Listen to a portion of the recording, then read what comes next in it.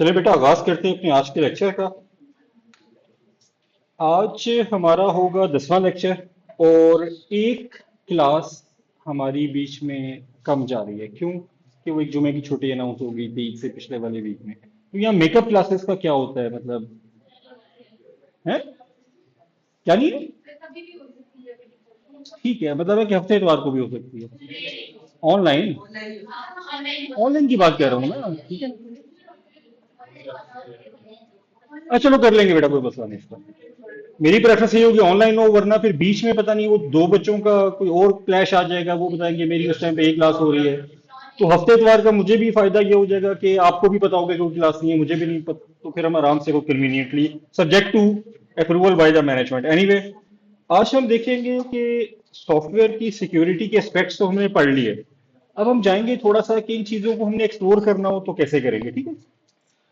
तो software security testing, इसके बारे में कुछ बातें लिखी हुई हैं, वो आप पढ़ लीजिएगा। असल जो प्रोसेस है, हमने अपने ना बिल्कुल पहले लेक्चर की एंड वाली स्लाइड्स में एक चीज देखी थी, उसका नाम था शिफ्ट लेफ्ट। ठीक है, शिफ्ट लेफ्ट एक्चुअली थोड़े अरसे के बाद आया था। लाइट बंद कर दो।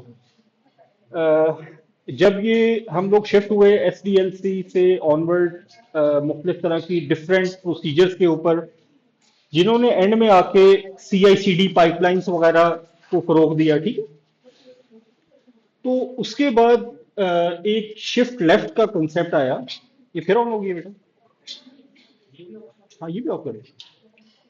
शिफ्ट लेफ्ट का कंसेप्ट आया कि जिसमें ये कहा गया कि सिक्योरिटी को अब आपने अलग से नहीं रखना कि आप पूरा सॉफ्टवेयर बना दें, पीछे वाली तो रहने दो बेटा, मैंने कहा था अगली वाली ऑफ कर दो ताकि एक स्क्रीन के ऊपर क्लियर हो जाए।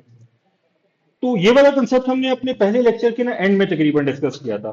तो शिफ्ट लेफ्ट का कंसेप्ट ये था कि आपकी सिक्योरिटी जो है वो आपकी डेवलपमेंट के साथ साथ रिलेटेड है। तो आपकी जो डेवलपर्स हैं उन्हीं को इतनी नॉलेज होनी चाहिए कि वो ड्यूरिंग डेवलपमेंट ही अगर कोई इशू, कोई बग, कोई इस तरह की चीज आपके सॉफ्टवेयर में प्रोड्यूस हो रही है, तो वो डेवलपमेंट टाइम भी हैंडल हो जाए। बजाय इसके कि वो आप 6-8 महीने सॉफ्टवेयर बनाएं, फिर वो प्रोड्यूस होकर आगे चला जाए, फिर वहां बग निकले, फिर वो वापस आए, फिर उसका जो साइकिल है, उसकी जो कॉस्ट है वो इंक्रीज कर जाती है और आपकी बैड रेपुटेशन पे भी जाती है। तो शिफ्ट लेफ्ट का कंसेप्ट ये था कि हम अपने सॉफ्टवेयर के डिजाइन टाइम पे, डेवलपमेंट टाइम पे ही उसके अंदर जो बग्स हैं उनको रिमूव कर दे। और ज़रा बग रिमूव करने के लिए हमें आइडेंटिफाई करने पड़ेंगे, और आइडेंटिफाई करने के लिए हमें उसकी कोई टेस्टिंग करनी पड़ेगी। टेस्ट करेंगे तो पता चलेगा कि यार इसके अंदर कोई बग आ गया, ठीक है। तो ये सारी चीजें जो हैं हम आज देखने की कोशिश करेंगे। अच्छा, एक्चुअली बहुत सी ऑर्गेनाइजेशन को ये पता नहीं होता कि हमारे सॉफ्टवेयर की कॉस्ट क्या आ रही है। तो वो नॉर्मली जब सॉफ्टवेयर बना रहे होते हैं तो उसमें वो डेवलपर की कॉस्ट, डेवलपर के जो आवर्स लग रहे होते हैं, उन्हीं को काउंट कर लेते हैं, ठीक है। और बाकी जो मटीरियलिस्टिक चीजें होती हैं उनको। लेकिन सॉफ्टवेयर की कॉस्ट एकदम से इंक्रीज कर जाती है अगर आपने ड्यूरिंग डिजाइन टाइम टेस्टिंग ना की भी हो, स्पेशली सिक्योरिटी टेस्टिंग ना की भी हो, ठीक है। अब क्या होगा कि जाहिर है अगर सॉफ्टवेयर प्रोडक्शन में गया और उसके अंदर बग्स निकले और आपने फिर से बंदे हायर किए या उन्हीं डेवलपर्स को कहा कि यार अब इसके अंदर से सॉफ्टवेयर का बग निकालो, तो वो टाइम, वो जो सैलरी ले रहे होंगे, वो जो कॉस्ट उनको पे करनी पड़ रही है, एक तो वो भी आपके सॉफ्टवेयर की कॉस्ट में ऐड हो जाएगी, ठीक है ना, जो कि आपने उस वक्त कंसीडर नहीं की होगी। फॉर एग्जाम्पल आपने बनाया तो आपके $1 लाख लग गए सॉफ्टवेयर बनाने पे, जो आपने पेमेंट्स उनको की। तो आपने कहा ठीक है, मैं इसको यूं करता हूं कि मैं 1,25,000 का आगे बेच देता हूँ कि 25,000 मेरा प्रॉफिट हो जाएगा, ठीक है। लेकिन पता ये चला कि जब आपने बेचा और आपने पहले टेस्टिंग नहीं की हुई थी और उसमें कोई बग्स निकल आए, और बग्स के लिए आपने फिर दोबारा डेवलपर्स को बिठाया, उनको पेमेंट की, तो पता चला कि 30,000 रुपए और देने पड़ गए डेवलपर्स को। अब वो जिस बंदे ने आपसे सॉफ्टवेयर खरीदा था, पहले तो वो ये कहेगा कि यार तुमने मेरा इतना टाइम जाया करा दिया, मैंने तुमसे सॉफ्टवेयर लिया था, फिर 2 महीने के लिए तुमने इसकी टेस्टिंग के ऊपर टाइम करवा दिया, तो वो बंदा भी आपको बातें सुना रहा होगा। और ऑन द अदर हैंड, आपने उसमें से 25,000 प्रॉफिट कमाया था, लेकिन अब आपको 30,000 उन डेवलपर्स को दोबारा देने पड़ गए। अब वो जिसने आपको पेमेंट की है वो तो आपको पे कर चुके 1,25,000 रुपए, वो तो कहेगा जी मैंने तो आपसे सॉफ्टवेयर खरीद लिया था इतनी पेमेंट पे, अब आप इसको मुझे ठीक करके दे, वो तो आपको मजीद पैसे नहीं देगा। तो आपका उल्टा -5,000 में चले जाएंगे, बजाय आपको कोई बेनिफिट आने के उल्टा 5,000 आपकी डॉलर जो है ना जेब से लग गया होगा। मतलब इस तरह से कॉस्ट जो है ना फिर वो काफी इंक्रीज कर जाती है और आपके प्रॉफिट रेशोज कभी कभी कम हो जाते हैं और कभी कभी नुकसान में, लॉस में भी बदल जाते हैं, ठीक हो गया। तो जो नॉर्मल आसान तरीन तरीका जो फिर रिसर्च के बाद सामने आया, जो फॉर्मूला सामने आया, और वो ये था कि आप डिजाइन कॉस्ट के साथ साथ बग कॉस्ट भी ऐड कर लें। तो फिर आपको एक्चुअल कॉस्ट पता चलेगी कि सॉफ्टवेयर बनाने में कितनी आई है। तो फॉर्मूला यहाँ सबसे एंड में लिखा हुआ है, ठीक है, कि average cost to fix code जो है वो ये है कि नंबर ऑफ डेवलपर के मैन आवर्स कितने लगे इनटू कितने जो है ना पर आवर या पर डे वो लोग चार्ज कर रहे होते हैं। फॉर एग्जाम्पल आपने 10 डेवलपर्स के दिन लगे और एक डेवलपर 1000 मतलब पर डे कॉस्ट हो रहा होता था, तो आपके 10,000 बन गए, ठीक है, and divided by number of defects fix, तो ये आपकी एवरेज कॉस्ट पर बग निकल आएगी। एक्चुअल कॉस्ट तो वो ऊपर वाली होगी डिवाइडेड को छोड़कर, ठीक है, ये वाली, ये जो टोटल कॉस्ट है वो ये बन जाएगी कि नंबर ऑफ डेवलपर्स मैन जितने भी थे man days into cost per man day, ठीक है।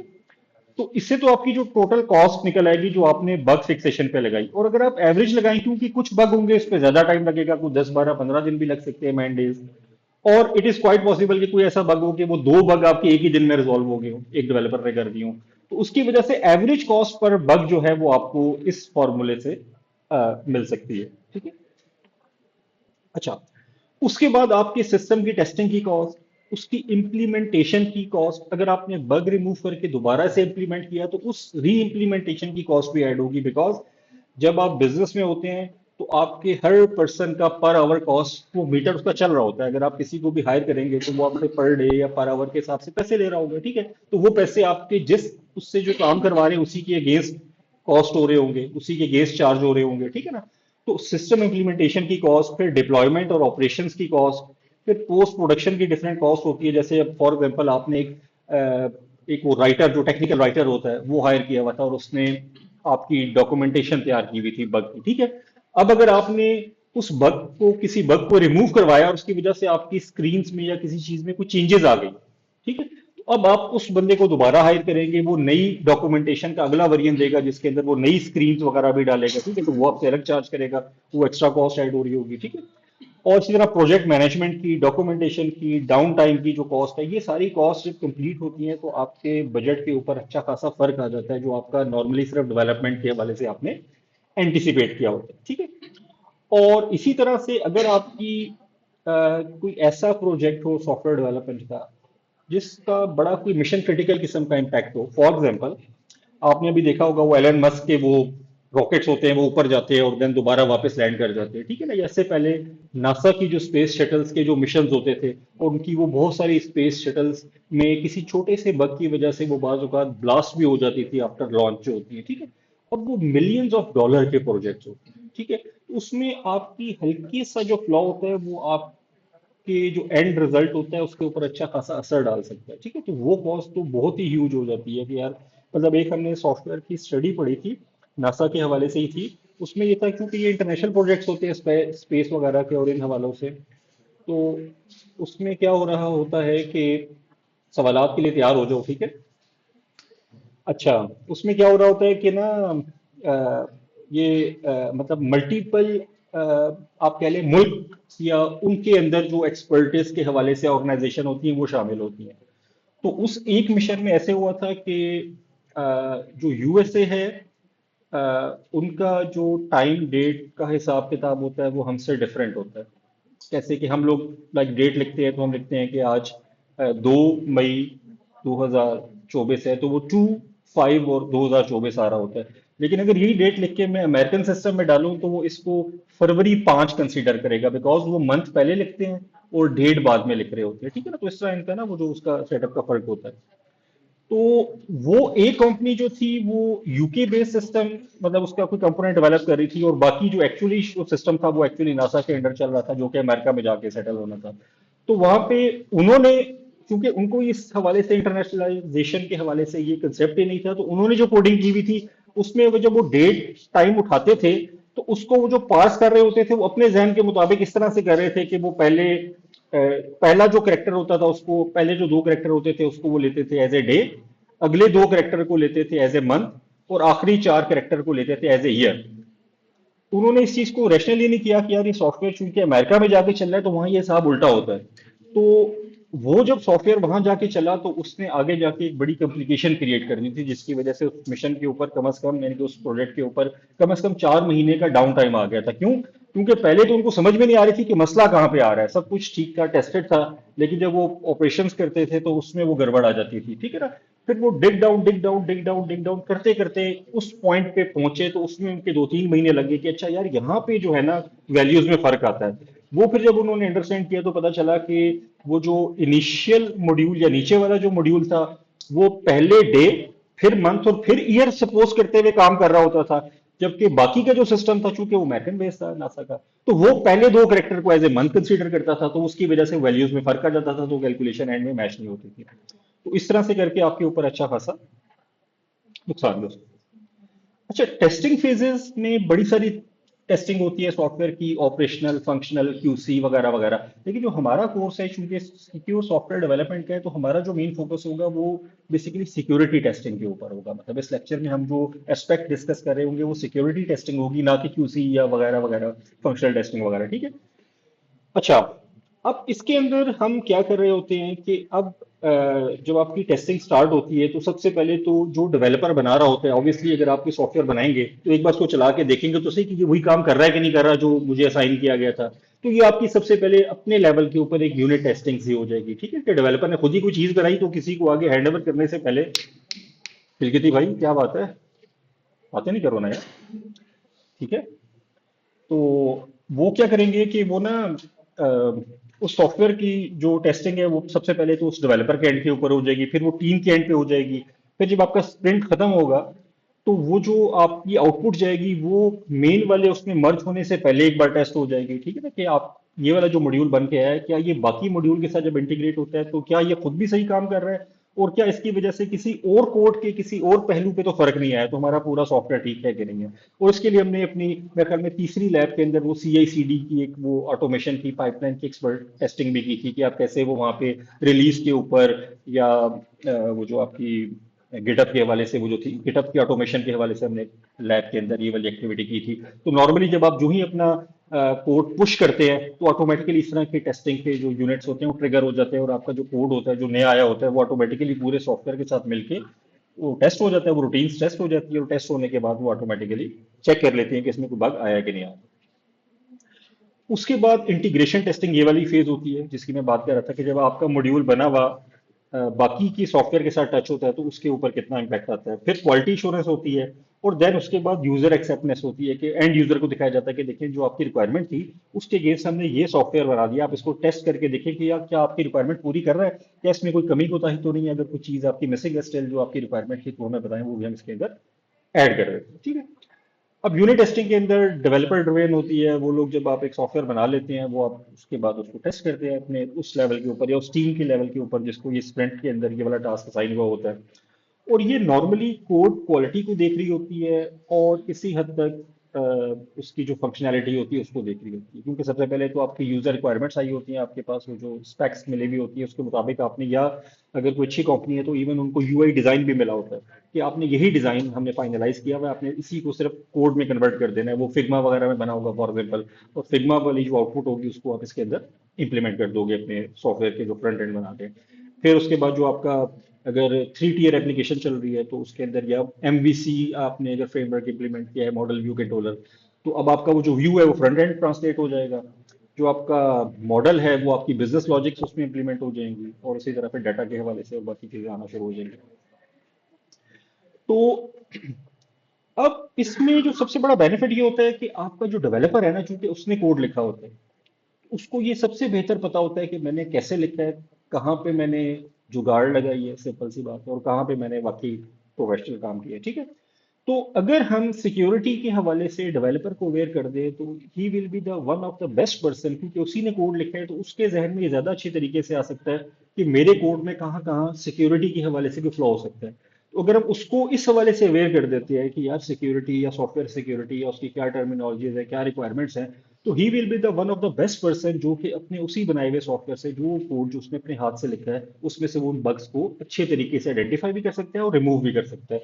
तो अगर आप यूनिट टेस्टिंग के लेवल के ऊपर सिक्योरिटी इंप्लीमेंट करना चाह रहे हैं, तो उसकी जो सबसे अच्छी काम, जो सबसे अच्छी रिक्वायरमेंट है वो ये है कि अपने डेवलपर को ही इस हवाले से अवेयर कर दें, ठीक है। उसको इस तरह का security requirement, secure software development, इस टाइप की कोई ट्रेनिंग दिलवा दें, सो दैट उसको पहले से पता हो कि यार जब मैं कोड लिखूं तो मैं उन ख्यालात को अपने कोड में पहले से इंप्लीमेंट कर दूं ताकि मेरे सॉफ्टवेयर में से बहुत सारे बग्स पहले ही रिमूव हो जाएं। ठीक है। अच्छा, उसके अंदर क्या क्या एस्पेक्ट आ सकते हैं जिसको वो यूज कर सकता है अपने सॉफ्टवेयर को डिजाइन करते हुए। इसके अंदर वो सारी चीजें आ जाएंगी जो हमने वो इनपुट वैलिडेशन और इस टाइप की चीजें पहले पढ़ी हुई थी। ठीक है। लेकिन ओवरऑल क्या चीजें आती हैं, सबसे पहले आपकी जो है ना, जो इनकी टर्मिनोलॉजीज है, जो प्रोफेशनल टर्मिनोलॉजीज है, वो आपकी आ जाएंगी बाउंड्री कंडीशन। बाउंड्री कंडीशन क्या होंगी कि आपका कोई ओवरफ्लो या अंडरफ्लो इंटीजर के हवाले से तो नहीं हो रहा। अगर आपने टेक्स्ट दिया हुआ है तो उसमें इंटीजर ऐड तो नहीं कर रहा, या इंटीजर की वैल्यू है एज की, तो उसमें कोई बंदा टैक्स डाल रहा है तो उसके अगेंस्ट आपके चेक्स सारे इनपुट वैलिडेशन के हवाले से लगे हुए हो। अगर आप कोई फाइल ऐड करवा रहे हैं तो उसके पाथ, उसका यूआरएल, इस तरह की चीजें आपने उस पर कंट्रोल लगा देना है। बफर ओवरफ्लो के हवाले से चेक लगा दे कि अगर आपको पता है कि यार नाम है और नाम की डेटाबेस में मैंने फील्ड रखी हुई 100 कैरेक्टर्स की, तो आप अपनी उस इनपुट के वाले में भी चेक लगा दें कि इसमें बंदा 100 कैरेक्टर से ऊपर का डाटा ना डाल सके। क्योंकि बफर ओवरफ्लो का जो सबसे साधारण मेथड होता है वो होता है कि आप एक्स्ट्रा डाटा डालते हैं, लेकिन उसको इंटेलिजेंटली डिजाइन किया हुआ होता है कि वो एक खास मेमोरी के पॉइंट पे कंट्रोल कंडीशन को ओवरराइड करता हुआ वो नई कंडीशन वहां पे ऐड करवा देता है। ठीक है। इसी तरह अगर आपकी कोई मेमोरी मैनेजमेंट की कोई अरिथमेटिक ऑपरेशन हो रहे हैं तो इन सब चीजों को भी अगर आप टेस्ट कर ले तो उससे आपके सॉफ्टवेयर की सिक्योरिटी इंप्रूव होना शुरू हो जाएगी। ठीक है। उसके बाद फजिंग का काम, जो कि पहले आगे जाके होता था, मतलब सिक्योरिटी की टीम कर रही होती थी पुराने जमाने में। ठीक है, कि सॉफ्टवेयर सारा बन गया, वो फजिंग टेस्टिंग कर रही है। तो why not to make developer aware कि यार आपने वो वर्क स्विट वगैरह को कैसे यूज करना है फॉर एग्जाम्पल। ठीक है, उसमें फजिंग कैसे करनी है। तो अगर उसने एक इनपुट का फॉर्म बना लिया जिसके अंदर से कोई डाटा एंट्री करनी है, तो अगर वो डेवलपर ही उस पर सिंपल वर्क स्विट चला के उसको फजिंग के वो पॉइंट्स बता के कि यार इन पॉइंट्स के ऊपर ये डाटा को फंस करके देखो, तो क्या होगा कि अगर उसमें कोई फ्लॉ है तो वो डेवलपर के एंड के ऊपर ही कवर हो जाएगा। डेवलपर ही चूंकि फर्स्ट टेस्टिंग कर रहा होगा तो वो देखेगा अच्छा यार ये एरर आ रहा है, तो उसके अगेंस्ट वो अपने सॉफ्टवेयर के उसी कोड में पहले से चेक भी लगा देगा, ताकि अगर कोई और बंदा इसको फजिंग करे, हैकर, लेटर ऑन सॉफ्टवेयर की रिलीज के बाद, तो ऑटोमेटिकली उसका मतलब पहले से इसने तोड़ किया हुआ। ठीक है। अच्छा, अब अ, ठीक है, इसमें इसी तरह की बातें लिखी हुई है कि आप वो जो डेवलपर है अगर ये यूनिट लेवल के ऊपर सिक्योरिटी अवेयर होता है तो वो बहुत सारे काम, ऐसी टेस्टिंग जो कि बाद में होनी थी, वो पहले लेवल पे परफॉर्म करके आपका सॉफ्टवेयर का वो जो यूनिट है वो रिलीज होने से पहले ही, स्प्रिंट के अख्ताम से पहले ही उसको सिक्योरिटी वाइज काफी बेहतर बना देगा। ठीक है। अच्छा, इसके बाद यानी कि जब आप ये वाला सारा काम कर बैठे हैं और मतलब आपका यूनिट टेस्टिंग हो गई, फॉर एग्जाम्पल आपने सारा कुछ कर दिया, तो जो सेकंड एक बड़ा मेजर एस्पेक्ट आता है जिसको आप यूज कर सकते हैं फॉर लाइक आपके इस सिक्योरिटी के हवाले से जो काम है उनको, वो आप ये कर सकते हैं कि आप सोर्स कोड को रिव्यू कर लें for any error, for any issue. ठीक है। तो जो मैनुअल सोर्स कोड रिव्यू है, ये अ, तब होता है कि जब आपका एक sufficient portion of the unit और द पार्ट जो भी सॉफ्टवेयर आपके पास है बना रहे हैं, वो जब कंप्लीट हो जाता है तो उसके बाद आप ये जो सोर्स कोड रिव्यू वाला काम है ना, ये एक्टिवेट करवा सकते हैं।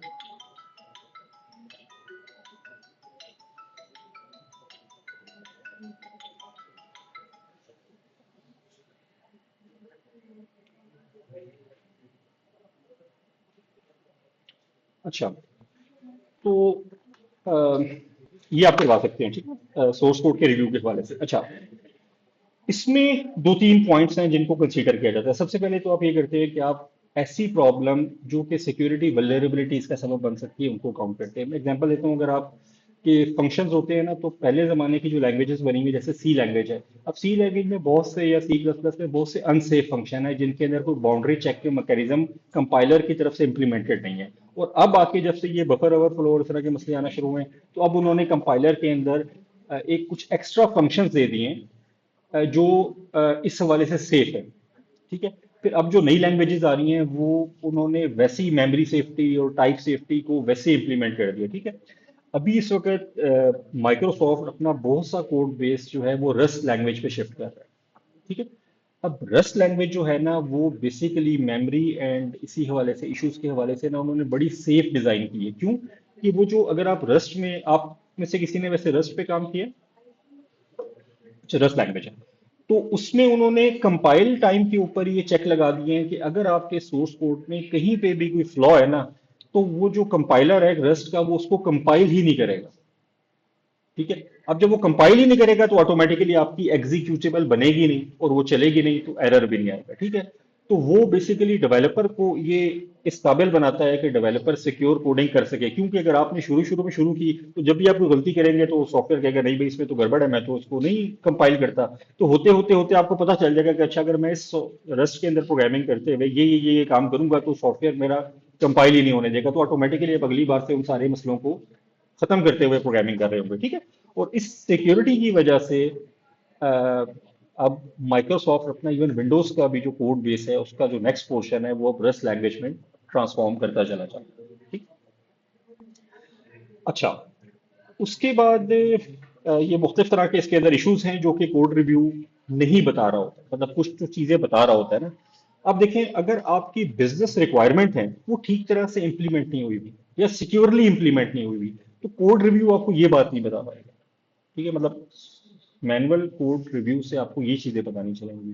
फॉर एग्जाम्पल, आपने कहा था कि यार बैलेंस चेक होना है, लेकिन बैलेंस जो है ना किसी और बंदे को किसी और बंदे का नजर नहीं आना चाहिए किसी फाइनेंशियल ट्रांजैक्शन में। तो अब ये बात कोड रिव्यू से पता नहीं चलेगी, क्योंकि ये बात तो कहीं पे उसकी बिजनेस लॉजिक में लिखी होगी, अगर ये डेवलपर ने उसको पढ़ते हुए और इंप्लीमेंट करते हुए स्किप कर दी तो वो कोड रिव्यू से आपको पता नहीं चलेगा। कोड रिव्यू से पता चलेगा कि यार ठीक है वो बैलेंस वाला काम चेक हो रहा है, नजर आ रहा है सही, उसमें कोई बफर वफर फ्लो तो नहीं है, उसकी बाउंड्री लिमिटेशन सही हुई भी है, लेकिन उस पर एक्सेस राइट्स क्या होने चाहिए वो चीजें ये कोड रिव्यू आपको नहीं बता पाएगा, ठीक है। वो उसके लिए आपको बिजनेस लॉजिक देखनी पड़ेगी। इसी तरह से अगर आपकी टेक्नोलॉजी की सिलेक्शन में कोई मसले हैं, फॉर एग्जाम्पल आपकी डॉट नेट 1.1 ऑब्सलीट हो गई है, उसके अंदर बड़े सारे फ्लॉज होंगे, ठीक है, या आपने इंप्लीमेंट कर दिया उसको विंडोज 7 के ऊपर सॉफ्टवेयर को, तो वो भी अब आउट ऑफ वो हो गई है, लाइफ हो गई है उसका जो होता है, तो अब उसके अपडेट्स नहीं आते, तो उसमें सिक्योरिटी फ्लॉज विंडोज 7 पे मतलब जो है। तो अगर आपने अपना सॉफ्टवेयर उस तरह की किसी टेक्नोलॉजी में इंप्लीमेंट कर दिया, चाहे कोडिंग के लिए चाहे इंप्लीमेंटेशन के लिए, तो कोड रिव्यू आपको ये तो नहीं बताएगा कि यार आपने इसमें ये गड़बड़ कर दी और उसकी वजह से आपके सॉफ्टवेयर के अंदर कुछ फ्लॉज आ जाएंगे, ठीक है? और तीसरी चीज जो है कि अगर आपका डिजाइन टाइम पे कोई ऐसा इशू था कि जिसकी वजह से आपके सॉफ्टवेयर में कोई बग आ रहा है, ठीक है, कि आपका फॉर एग्जाम्पल डिजाइन जो है वो बार हर पेज के ऊपर ऑथेंटिकेशन नहीं लगी हुई फॉर एग्जाम्पल, ठीक है, तो कुछ पेजेस ऐसे हैं जो बगैर ऑथेंटिकेशन के भी आप खोल लेते हो, तो ये सोर्स कोड रिव्यू नहीं बता रहा होगा, तो ये वाली कुछ चीजें इसके अंदर आती भी नहीं है, ठीक है। अच्छा, ये आपको क्या बताता है? वो तो बातें थी कि ये नहीं बता पाता, अब ये बता क्या पाता है वो चीजें हम देख लेते हैं। Dead code, redundant code, unnecessary कहीं कंप्लेक्सिटी आपने की हुई है कि कोई लॉजिक थी वो आपकी 1+1 2 हो सकती थी, लेकिन आपने कहा 1 × 1+1, मतलब इस तरह की कोई एक्स्ट्रा फंक्शनैलिटी डाल दी उसके अंदर, इसी वजह से आपकी कोड में कंप्लेक्सिटी आ गई, एंड में रिजल्ट आपके ठीक आ रहे थे। इस तरह की चीजें, अगर आपकी कोई बेस्ट प्रैक्टिसेस की कोई वॉल्यूशन हो रही है वो चीजें आ जाएंगी, ठीक है। और इसके अंदर या इस वाले के अंदर दो तीन एस्पेक्ट्स आ जाते हैं। एक होता है white box manual source code review, जिसके अंदर आपका जो रिव्यूअर होता है जो कि आपके सोर्स कोड को रिव्यू कर रहा होता है, उसको सॉफ्टवेयर के बारे में, उसके डिजाइन के बारे में, उसके ऊपर जो पॉसिबल थ्रेट्स हैं, ठीक है, जैसे उसको पता होगा कि यार ये जो सॉफ्टवेयर है ये फॉर एग्जांपल XYZ बैंक के लिए बन रहा है, ठीक है। अब उस बैंक की भी पता चल गया, उसकी रिक्वायरमेंट्स का भी उसको पता होगा, उसके डिजाइन डॉक्यूमेंट उस रिव्यूअर के पास होगा। फिर उसको ये भी पता होगा, मैडम सी यार, अच्छा बेटा आप लोगों ने गपशप लगानी है, बेशक आप बाहर जगह इसके लगा के फिर आ जाओ, क्योंकि मुझे फिर डिस्टर्बेंस होना शुरू हो जाती है ना। मेरे असल में दो कान है, एक तो मैंने बंद किया हुआ है लेकिन दूसरा मैं बंद नहीं कर सकता ना, ठीक है। तो फिर वो क्या होता है कि वो जो मेरा फ्लो होता है ना वो टूट जाता है। ठीक है। अच्छा, तो उस व्हाइट बॉक्स वाले सोर्स कोड रिव्यू में आपको ये पता होता है कि सॉफ्टवेयर कहाँ इंप्लीमेंट होना है, उसकी डिजाइन रिक्वायरमेंट आपके पास होती है जो बंदा रिव्यू कर रहा होता है उसके पास, और उसको ये भी पता होता है कि किस बिजनेस ओरिएंटेड सेक्शन के अंदर जाके इंप्लीमेंट होगा। फॉर एग्जांपल अगर वो यूनिवर्सिटी का सॉफ्टवेयर है तो उसको पता होगा कि अच्छा यूनिवर्सिटी पे किस तरह के अटैक आ सकते हैं, अगर वो बैंकिंग का सॉफ्टवेयर है तो उसको फिर पता होगा कि अच्छा बैंकिंग पे किस तरह के अटैक, तो थ्रेट लैंडस्केप का भी उसको आइडिया होता है, और उन सब चीजों को सामने रख के आपके सोर्स कोड को रिव्यू कर रहा होता है, ठीक है। इसके अगेंस्ट ब्लैक बॉक्स टेस्टिंग आ जाती है। ब्लैक बॉक्स टेस्टिंग में वो आप किसी आउटसाइडर से करवाते हैं या किसी इररेलेवेंट टू दैट प्रोजेक्ट अपनी कंपनी के ही बंदे से करवाते हैं, और उसको ऐसी कोई इंफॉर्मेशन नहीं देते। और उससे रिव्यू करवाने का मकसद क्या होता है कि चूंकि इसको ये भी नहीं पता कि सॉफ्टवेयर किसके लिए बन रहा है और किस एरिया में जाके ये अप्लाई होना है, तो ये उस तरह की चीज को मिमिक कर रहा होगा जिस तरह के एक्चुअल को बाहर का बंदा आपके सॉफ्टवेयर को हैक करने की कोशिश करेगा, क्योंकि उसको भी इन बहुत सारी चीजों का इलम नहीं होगा, ठीक है ना। तो उसमें वो देखते हैं कि यार अच्छा अगर ये बंदा जिसको इसके बारे में, सॉफ्टवेयर के बारे में नॉलेज नहीं है, ये इसमें से अगर कोई बग ट्रेस कर लेता है तो उसका मतलब है कि कोई बाहर का हैकर भी ट्रेस कर ही लेगा, सही है। और फिर ग्रे बॉक्स जो होती है उसके अंदर वो कुछ ना कुछ information, mixture of the white box and black box होता है, कि उसके अंदर तो कुछ इन्फॉर्मेशन दे दी जाती है कि फॉर एग्जाम्पल ये जो सॉफ्टवेयर है ये यूनिवर्सिटी का सॉफ्टवेयर है, ठीक है। और उसकी डिजाइन डॉक्यूमेंट फॉर एग्जाम्पल उसको नहीं दिए जाते, तो उसको आधी नॉलेज होगी आधी नहीं होगी, और देन उसकी बेस पे वो एक्टिविटी अपनी रिव्यू वाली परफॉर्म करता रहेगा, ठीक है। इसके अंदर ना ये चार तरह के मतलब हमारे पास सेक्शंस हैं, जिसमें सबसे पहले क्या होता है कि जब आपका सोर्स कोड का रिव्यू का प्रोसेस स्टार्ट होता है, तो सबसे पहले इसका क्या नाम है बेटा, तूबा नाम है तुम्हारा, तूबा दिलशाद, ठीक है। अब तुम्हें मैं स्पेशल नाम लेके बेटा कहूँ कि बेटा गपशप ना लगो, अभी मैंने उनको कहा था आप शुरू हो गए। हम्म। ये ना इसके ऊपर मुझे एक लतीफा याद आता है। दो वकील होते हैं, वो दिन का टाइम होता है तो वो लंच कर रहे हैं ना, करीब के होटल पे चले जाते हैं, ठीक है। तो वहां जाके ना वो बैठते हैं अपने टेबल पे किसी, और अपने अपने बैग से ना लंच निकालते हैं, अपना अपना प्लेट लेके, और उसमें ना खाना शुरू कर देते हैं, तो वेटर आ जाता है। तो वेटर आके कहता है कि sir I am sorry but आप जो है ना यहाँ पे अपने घर से लंच ला के ना यहाँ पे बैठ के नहीं कर सकते। कहते कोई मसला नहीं। वो पहला अपनी प्लेट उठा के सामने वाले को दे देता है और उसकी प्लेट उठा के अपने सामने रख देता है, कहते हैं यार देखो तुम्हारा रूल यही है ना कि आप अपने घर से लंच ला के यहाँ नहीं कर सकते, तो मैं तो उसके घर से लाया हुआ लंच कर रहा हूँ, ठीक है। अभी मैंने तुम्हें मना किया है तो ये वाली शुरू हो गई कि यार चलो उस पर पाबंदी लगी है तो मैं उससे बातें कर लेती हूँ, उस पर लगी हुई है मुझ पर तो नहीं लगी हुई, तो ये वाला काम तो ना करो ना यार प्लीज, ठीक है। अच्छा, सबसे पहले क्या करेगा कि understand the design, threat model, priorities, इन चीजों को वो अंडरस्टैंड करेगा कि एक्चुअली हमारे सिस्टम में चीजें हैं क्या जिनको हमने थोड़ा सा रिव्यू करना है। देन वो कोड रिव्यू करेगा, और कोड रिव्यू करने से पहले चूंकि आपका कोड अच्छी खासी thousand of lines, multiple function, hundred of मतलब function and this kind of thing में हो सकता है, तो उसकी प्रायोरिटी सेट कर दी जाएगी उसी तरह जिसमें हम स्प्रिंट के अंदर प्रायोरिटी सेट करते थे कि यार हमारे कौन कौन से फंक्शन है और उनमें से पहले हमने कौन सा बनाना है, ठीक है। तो वो कहेगा कि ठीक है यार, अगर एक यूजर का कोई सिंपल डिस्प्ले हो रहा है प्रोफाइल का, तो उसके ऊपर उसको मैं बाद में देखूंगा, यूजर रजिस्ट्रेशन वाला जो मॉड्यूल है ना वो इंपॉर्टेंट है, तो उसका कोड मुझे पहले दिखाओ, ठीक है। या बैंकिंग की जो ट्रांजैक्शन हो रही है, तो वो जब एक अकाउंट से दूसरे अकाउंट में मनी ट्रांसफर होती है, जो उसकी वेरिफिकेशन या ऑथेंटिकेशन या अथराइजेशन होती है, वो वाला कोड मुझे पहले दिखाओ, वो ज्यादा इंपॉर्टेंट है, ठीक है। बाकी जो आपकी जो जस्ट डॉक्यूमेंटेशन के ऊपर बटन क्लिक करते हैं, हेल्प का बटन, तो वो उसके सामने को डॉक्यूमेंटेशन खुल जाती है, तो इस वाले कोड को मैं बाद में रिव्यू कर लूंगा क्योंकि ये इतना लेस इंपॉर्टेंट है, ठीक है। तो प्रायोरिटी सेट करने के बाद वो जब उसको रिव्यू करता है, तो रिव्यू करने के बाद जो उस सेक्शन का कोड ऑनर होता है, कोड ऑनर से मुराद ये कि वो कोडर जिसने उस सेक्शन की कोडिंग की होती है या उस टीम की जिसने उस वाले सेक्शन को बनाया होता है, वो उनके साथ कोऑर्डिनेट करता है, सो दैट उसको अगर किसी मामले में कुछ चीज समझ ना आ रही हो तो उनसे डिस्कस कर ले, या उसको लग रहा हो कि ये पोटेंशियल बग है या यहाँ पे कोई मसला है, तो पहले उनसे डिस्कस कर ले कि यार ये वाकई आपसे कोई चीज मिस हुई है या ये आपने due to some requirement add की हुई है। इट इज क्वाइट पॉसिबल कि मैं चूंकि कोड रिव्यू कर रहा हूँ और मैंने उस टीम में या उस डिजाइन पे काम नहीं किया हुआ, तो ये हो सकता है कि जो चीज मुझे लग रहा हो कि ये इनसे कोई चीज गलती से यहाँ पे ऐड हो गई है, वो बेसिकली किसी यूजर की रिक्वायरमेंट हो जिसको उन्होंने इंप्लीमेंट किया हो, तो वो फिर उन लोगों से साथ साथ कोऑर्डिनेट करता रहता है कि यार मुझे पोटेंशियल बग लग रहा है, तो आप बताओ कि वाकई ये बग है या ये आपने खुद से कुछ चीज इंप्लीमेंट की हुई है या उसकी कोई पीछे से रिक्वायरमेंट आई हुई है, ठीक है। और उसके बाद अगर उसके अंदर कोई बग आइडेंटिफाई होते हैं तो उनको इम्प्रूवमेंट की, उनको डिस्कशन मतलब उसकी वो कर देता है सजेशन कि यार ये काम अगर आप इस वाले सेक्शन में इम्प्रूव कर ले तो मतलब ये बेहतर हो जाएगी, और देन ये साइकिल फिर दोबारा से स्टार्ट हो जाता है, ठीक है ना। तो इस तरह से ये सारे मामला जो हैं इसके हवाले से रन हो रहे होते हैं, मैनुअल या ऑटोमेटिक सोर्स कोड के रिव्यू के हवाले से, ठीक है। और इसके बाद यार आते हुए ना ये एक लाइट जरा ऑन करो। अच्छा, इसके बाद ना आपका क्रिटिकल कंपोनेंट जिस जो कि इसके अंदर हो रहे होते हैं रिव्यू, वो कौन कौन से होते हैं। नंबर वन, आपके यूजर अथेंटिकेशन और अथराइजेशन का जो कोड होता है उसको इस मैनुअल सोर्स कोड रिव्यू के अंदर जरा इंपॉर्टेंस दी जाती है। उसके बाद जो डाटा की प्रोटेक्शन के हवाले से आपने फंक्शंस या रूटीन्स लिखी हुई है उनको देख लिया जाता है।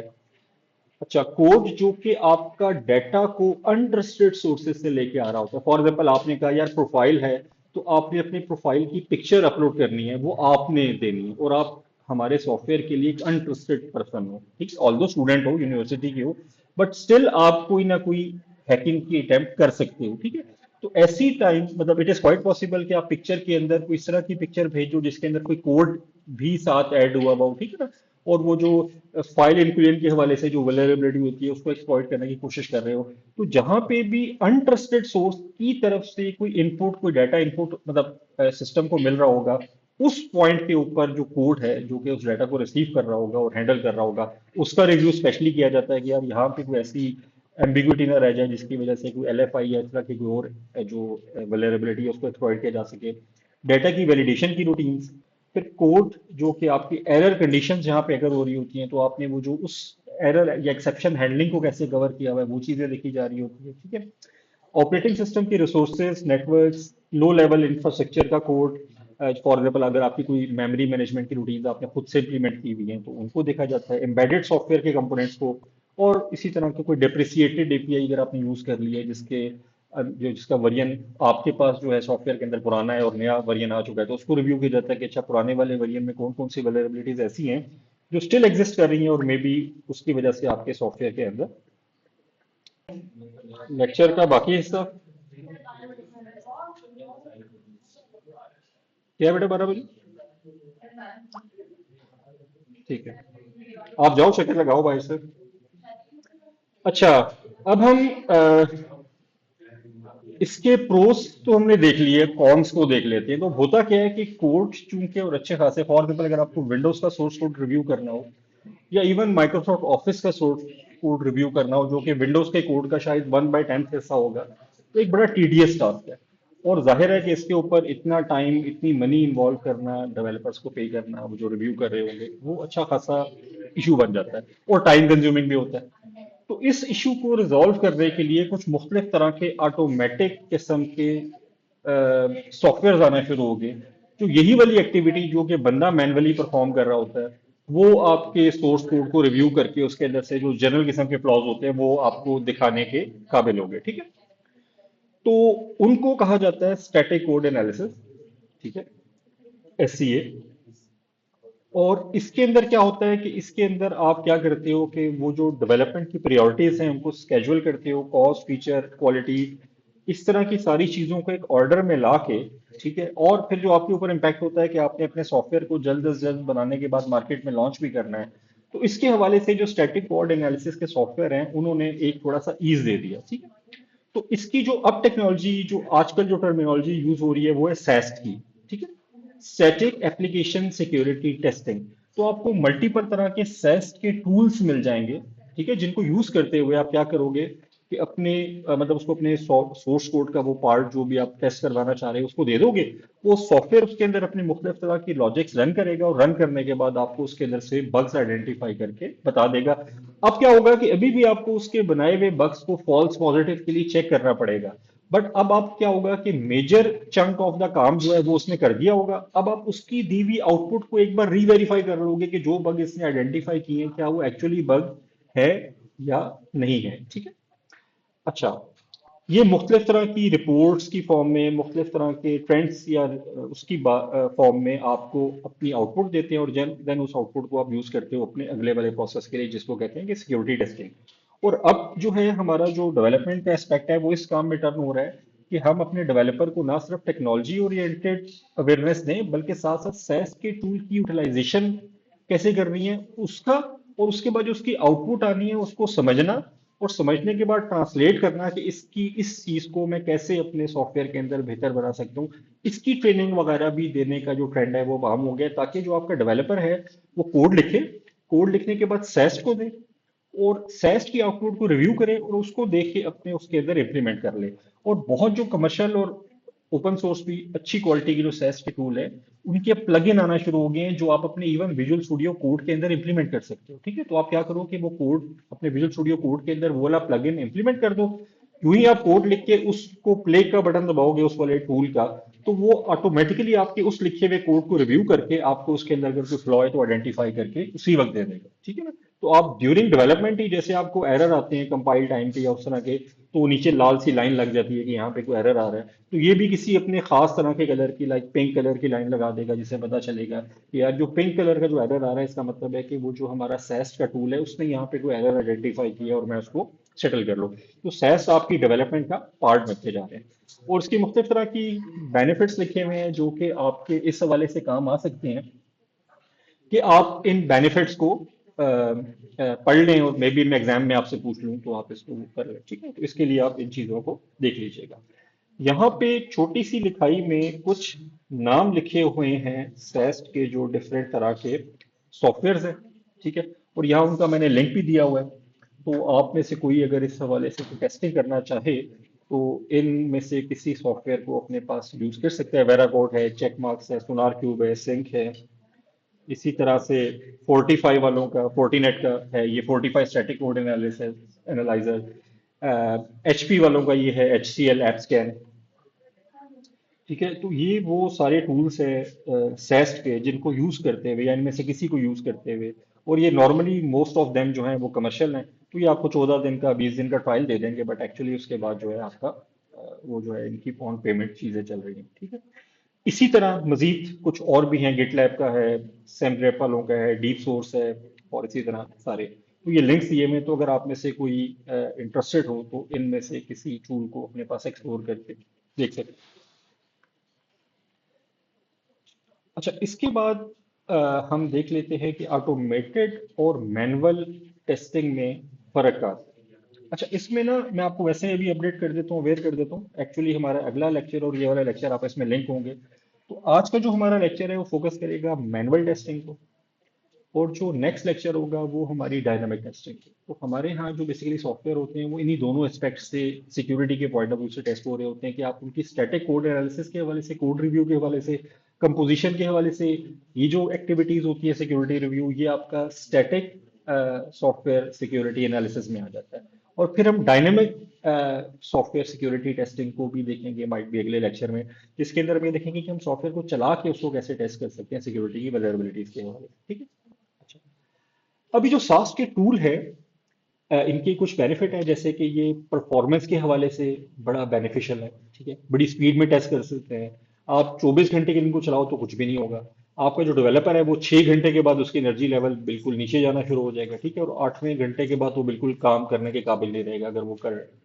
जबकि ये 24 आवर आपके कोड को रिव्यू करके दे सकते हैं, ठीक है। इसके बाद आपके जो लो हैंगिंग फ्रूट्स हैं उनको तो फौरन पकड़ लेंगे। लो हैंगिंग फ्रूट से क्या मुराद है कि ऐसे जनरल किस्म के जो एरर्स होते हैं जो कि नॉर्मली अकर हो रहे होते हैं, उनको तो फौरन से, इनकी इतनी ज्यादा वो ट्रेनिंग हुई भी होती है कि उन तरह के एरर्स को फौरन से पकड़ लेते हैं, ठीक। अच्छा, several thousand lines of code को ये बड़े आराम से मतलब कवर कर लेंगे। जबकि एक डेवलपर को आप कोई बड़ा सी फाइल दे दे तो पहले ही देख के ही परेशान हो जाएगा, यार ये तो इतनी लंबी फाइल है, इसमें मैं कैसे रिव्यू करूंगा कोड को, ठीक है। अच्छा, फिर परफॉर्मिंग रिपीटिटिव टास्क ये बड़े अच्छे होते हैं कि आपने एक कोड है, उसको इसको एक बार रिव्यू के लिए दिया, उसकी सेटिंग कर दें, उसमें इसने कोई बग निकाले, आपने डेवलपर को बताया, डेवलपर ने उसने चेंज की, तो अब आप दोबारा से इसको रन कर दें तो ये दोबारा से अब नए वाले जो कोड जो उसने चेंज करके अपडेट दिया उसको आप इसको दे दें तो ये वापस टेस्ट कर देगा। जबकि ह्यूमन की एक साइकी होती है कि वो एक रिपीटेटिव काम को एक बार, दो बार, तीन बार करता है तो उससे वो उकताना शुरू हो जाता है। मतलब ये आपकी एक साइकी, एक हमारा पार्ट ऑफ द लाइफ है ना। कि फॉर एग्जाम्पल अगर आपको कोई एक खाना बहुत अच्छा लगता है, लेकिन अगर आपको रोज वो खाना मिलना शुरू हो जाए तो एक हफ्ते के बाद आप उसकी शक्ल से भी आपको हो गया, नाम भी सुनना पसंद नहीं करोगे, ठीक है। फॉर एग्जाम्पल अगर वो बेशक आपको बहुत ज्यादा पसंद हो, बट अगर आपको डेली वही पसंदीदा चीज मिलती रहे तो वो आपके लिए काबिल नफरत या गैर पसंदीदा हो जाती है। इससे कोड्स या इन सॉफ्टवेयर के साथ इस तरह का कोई मसला नहीं है। इनको आप जितनी बार कोई भी काम करने को कहेंगे तो ये नहीं कहेंगे कि यार ये आप मुझे क्यों दे रहे हैं। इसीलिए मैं आप लोगों को असाइनमेंट बदल बदल के देता हूँ कि हर एक बच्चे का अलग अलग है, ताकि ये ना हो कि वो एक कहे कि यार अच्छा ये मुझे पसंद नहीं आ रहा, तो वो है। तो मतलब आपकी अलग अलग 45 असाइनमेंट्स जो है ना वो जारी होती हैं, जो उसके इम्प्लीमेंटेशन के पॉइंट ऑफ व्यू से चीज़ें चल रही हैं। तो इसके साथ ड्रॉबैक्स भी लिंक हैं। वो कौन कौन से हैं? नंबर वन, आपकी ना इसमें फॉल्स पॉजिटिव की रेशो बहुत ज्यादा होती है, ठीक है। और जितनी ज्यादा आपकी इमेच्योर ऑर्गेनाइजेशन होगी, इमेच्योर ऑर्गेनाइजेशन हम उनको कहते हैं जिन्होंने अपने स्टैंडर्ड्स मेंटेन नहीं किए हुए सॉफ्टवेयर की डेवलपमेंट के। जो अच्छी ऑर्गेनाइजेशन होती है वो बाजूकात 15 दिन की डेवलपर को हायर करने के बाद ट्रेनिंग देती हैं कि भाई हमारे यहाँ कोडिंग इस तरह से होती है, आपने वेरिएबल्स के नाम रखने हैं तो इस तरह से रखने हैं, ये नेमिंग कन्वेंशन आपने यूज करनी है, ठीक है। आपने फंक्शन लिखना है तो इस तरह से लिखना है, इसके पैरामीटर के जो डिटेल्स हैं वो डॉक्यूमेंटेशन के अंदर ही ऐसे ऐड करनी है कि जिस वक्त आप वो प्रोग्रामिंग कर रहे हो तो साथ ही जो ही फंक्शन की आपका हेडर होता है उसके नीचे ही आपने इस तरह से जितने आपने पैरामीटर दिए उनकी डिटेल यहाँ पे इस फॉर्म में दे देनी है, ठीक है। तो इस तरह के ना उनके प्रॉपर पॉलिसीज प्रोसीजर्स बने हुए होते हैं। उससे क्या होता है कि डेवलपर आते हैं, डेवलपर छोड़ के चले जाते हैं, लेकिन सबने चूंकि काम एक स्टैंडर्ड के मुताबिक किया हुआ होता है, तो जब नया डेवलपर आता है तो उसको जब वो 15 दिन की वो ट्रेनिंग देते हैं और उसके बाद वो किसी और बंदे का लिखा हुआ कोड पढ़ा होता है तो उसे कोई मुश्किल नहीं होती। क्यों? कि हर डेवलपर ने कोड उस पॉलिसी के अंडर रहते हुए लिखा होता है, ठीक है। तो उसमें उन्होंने किसी हद तक सिक्योरिटी के हवाले से चीजों को भी टैकल किया होता है कि यार जब भी आपने कोई इनपुट लेनी है तो आपने उसके ऊपर मतलब बाउंड्री चेक रखना है, टाइप चेक रखना है, ठीक है। उसका जो साइज है वो चेक रखना है। तो इस तरह की चीजें उन्होंने पहले से ट्रेनिंग में बताई होती है कि आपने जब भी कोई इनपुट ले रहे हो या कोई वेरिएबल डिक्लेयर कर रहे हो तो आपने इन 6 चीजों को जरूर इंप्लीमेंट करना है। तो उसके अंदर सिक्योरिटी क्लॉज भी काम आते हैं। तो लेकिन जो इम्प्रॉपर किस्म की ऑर्गेनाइजेशन होती हैं, जो एक नॉर्मल सॉफ्टवेयर हाउसेज हैं जिन्होंने वो बंदा हायर किया उससे काम करवाया और इन चीजों में नहीं पड़े, तो उनके उनके कोर्स में इस तरह के बग्स भी फिर ज्यादा, जो फॉल्स पॉजिटिव बग होते हैं, जो एक्चुअली बग नहीं होते बट सिस्टम को लग रहा होता है कि यार ये बग है, हालांकि वो इन या एक पुअर किस्म की कोडिंग प्रैक्टिसेस की वजह से उस सॉफ्टवेयर में आए हुए होते हैं, एक्चुअली बग नहीं होते। तो वो false positive in automatic tools में बहुत ज्यादा निकल रहे होते हैं, जिसकी वजह से आपका ज्यादा टाइम लग जाता है। मतलब अगर आपके सॉफ्टवेयर ने, सेस्ट के सॉफ्टवेयर ने 1000 बग निकाल के दे दिए जिनमें से एक्चुअली 200 बग थे, लेकिन जो रिव्यू करने वाला बंदा होगा उसने तो 1000 के 1000 वैलिडेट करने हैं, तो उसका टाइम तो उतना ही लगेगा 1000 वैलिडेट करने में। और उस वैलिडेशन के बाद वो बताएगा कि नहीं भाई इसमें से 200 जो बातें थी वो तो ठीक थी, बाकी बग थे, लेकिन बाकी 800 जो है वो बग नहीं थे, इसने फॉल्स पॉजिटिव दिया हुआ था। तो ये मसले आ रहे होते हैं, ठीक है। अच्छा। अच्छा, उसके बाद वही बात लिखी हुई है सेकंड वाले पॉइंट में कि इस बात में बाज़ औक़ात सेवरल मंथ्स लग जाते हैं ये फाइंड आउट करने में कि ये कौन कौन से जो बग्स हैं। अगर 1000 बग निकल आए तो इसमें से 800 बग को जो रिव्यू करने में टाइम आया हुआ है ऑर्गेनाइजेशन का, वो तो पैसे उसके लग गए और रिव्यूअर के भी टाइम लग गया, ठीक है। उसके बाद बिजनेस लॉजिक के फ्लॉज ये डिटेक्ट नहीं कर सकते बिकॉज इन्होंने कोडिंग प्रैक्टिसेस को सामने रखना होता है, ना कि बिजनेस लॉजिक को। तो इनको तो नहीं पता कि जो मुझे कोड दिया गया है इसके पीछे जो यूजर था उसकी रिक्वायरमेंट क्या थी, बिजनेस लॉजिक उस एनालिस्ट जो था उसने कैसे डिजाइन की थी। तो इन मामलों की वजह से गड़बड़ हो जाती है, ठीक है। और इसी तरह से कॉम्प्लेक्स इंफॉर्मेशन लीकेज के, डिजाइन के फ्लॉज के, सब्जेक्टिव वल्नरेबिलिटीज जैसा कि क्रॉस साइट की रिक्वेस्ट की फॉर्जरी अगर है, ठीक है। वो आपकी कुछ चीजें ऐसी होती है ना जो क्रॉस साइट रिक्वेस्ट फॉर्जरी और ये चीजें, ये आपकी ना जो इम्प्लीमेंटेड वो है सर्वर है उसकी सेटिंग के ऊपर डिपेंड कर रही होती है। तो आपका कोड बेशक जितना मर्जी सिक्योर हो, अगर आपने सर्वर की कॉन्फ़िगरेशन करते हुए कुछ बातों का ख्याल नहीं रखा हुआ तो ये वाले काम एग्जीक्यूट हो जाएंगे, ठीक है। तो वो चीजें ये डिटेक्ट नहीं कर पा रहा बिकॉज इसके पास सिर्फ आपका कोड है। इसको ये नहीं पता कि ये कोड जो एडमिनिस्ट्रेटर, आपका वेब सर्वर एडमिनिस्ट्रेटर इंप्लीमेंट करेगा अपने पास किसी सर्वर के ऊपर, तो उसने अपने सर्वर की कॉन्फ़िगरेशन में कोई गड़बड़ ना की हुई हो, तो वो चीजें ये डिटेक्ट नहीं कर पाएंगे, ठीक है। तो ये मामला थोड़े से के होते हैं। अच्छा। तो इसकी वजह से अ, एक फायदा हो रहा होता है कि एसडीएलसी के अंदर अगर आप सास को डेवलपर ओरिएंटेड टूल बना दें, यानी कि सास का टूल बजाय सिक्योरिटी रिव्यूअर को देने के आप डेवलपर को दे दें और उसको ट्रेन कर दें, तो उससे क्या होगा कि वो अपने लेवल पे से फायदा लेना शुरू कर देगा, बजाय इसके कि आप पूरा मॉड्यूल बनाने के बाद इसके अंदर thousand of lines of code हो फिर इसको चलाए और ये आपको 1000 बग निकाल दे और 1000 बग में से फिर आप देखते रहे कि कौन कौन से सही है और कौन कौन से नहीं है। उसकी जगह वो जो डेवलपर है 10 इस टीम के अंदर जो इस पे काम कर रहे हैं उनको आप ये टूल अवेयर कर दे और उनको टूल दे भी दें सास वाला, तो वो अपना छोटा सा फंक्शन लिखेंगे उस पर टूल चलाएंगे तो पता चल जाएगा यार इस फंक्शन में कोई मसला है कि नहीं है। और अगर ये आइडेंटिफाई कर रहा है तो डेवलपर को पता होगा कि यार ये फॉल्स पॉजिटिव बता रहा है मुझे या सही वाला बग बता रहा है, और वो उसी टाइम पे उसको ठीक भी कर लेगा। तो इस तरह से जो आपकी अप्रोच है वो थोड़ी सी सिक्योर कोडिंग की तरफ भी चली जाएगी और उस पर टाइम भी कम लगेगा आपका प्रैक्टिस के हवाले से, कि आपकी फुल कोड बनने के बाद जो टाइम ज़ाया होता है वो टाइम ज़ाया नहीं होगा। डेवलपर अपने लेवल पे अपने छोटे से यूनिट को इसके थ्रू टेस्ट करके उसके अंदर कोई बग है उसको पता भी चल जाएगा कि ठीक है या नहीं है, और अगर ठीक बग निकाला था इसने तो उसको ठीक भी वो कर लेगा और उसके बाद अपनी चीज़ को रिलीज करेगा आगे अगले साइकिल के लिए, ठीक है। तो इसके हवाले से मतलब सारी बातें लिखी हुई हैं, आप देख लीजिएगा।